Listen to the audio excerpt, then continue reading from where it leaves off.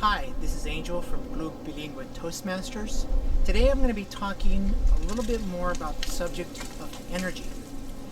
Last time we talked about energy and its effect inside your body. Today I'm going to talk about energy and the effect that it has on an audience.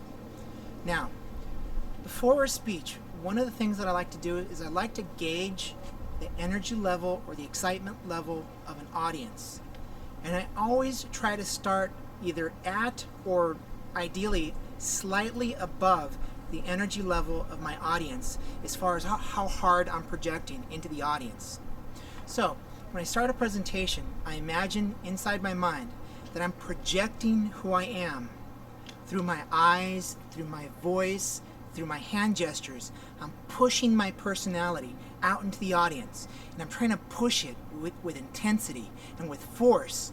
I'm trying to give my energy to the audience in order to bring the audience into my presentation, to get the audience excited and jumping around and hooked into the things that I have to say. Now, how do you generate energy? Well, mentally, it's the intensity with which you put your words, your actions, your facial expressions, your hand expressions, all that energy and intensity that you put out there generates energy.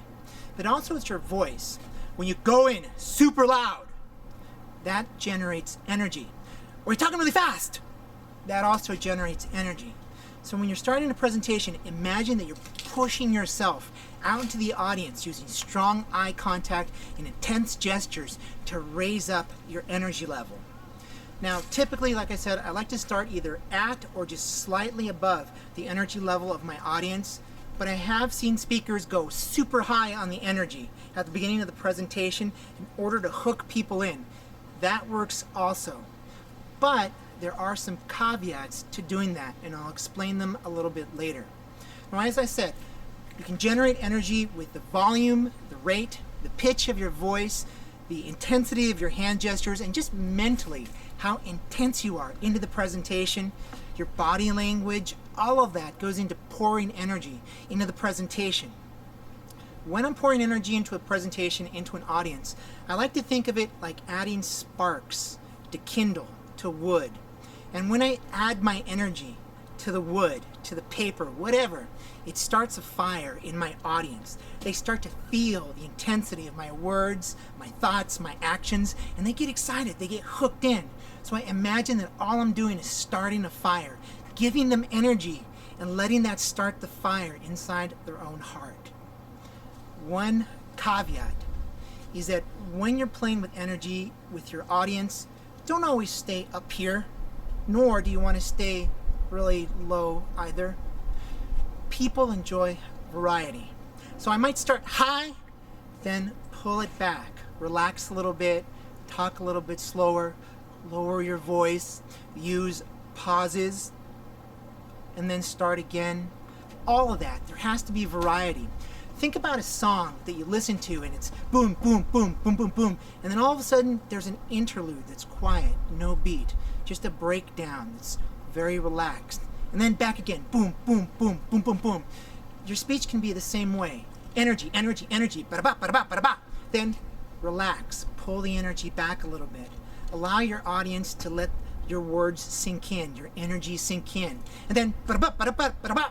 Then end your speech with a high note, a real strong finish, so that they remember you and they remember your energy and they feel excited and they don't even know why. Now, energy is different for everybody and for every speaker. You want to experiment with energy for yourself. See what you feel comfortable with. See what you feel is most natural for you. Don't try to be anybody else.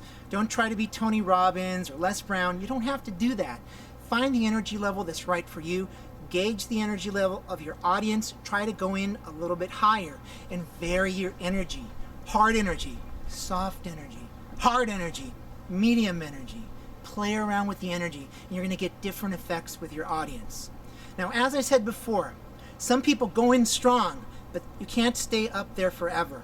People like variety. So ease off, then peak, ease off, then peak. Now, why does playing with energy work? There are two explanations. I know this is pseudoscience, but my explanation, what I think about in my mind, it's metaphysical explanation. I feel that I'm putting energy, metaphysical energy, into an audience, and that stokes their metaphysical fire. It gets them excited. So my ashe, my pranic energy is going into the space and causing all these reactions to happen on a metaphysical level. But there's also a scientific or pseudoscientific explanation.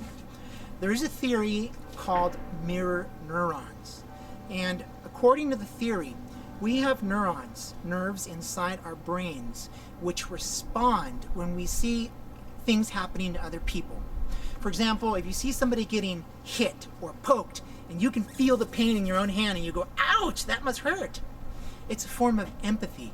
But when we see things happening to other people, these neurons fire inside our heads.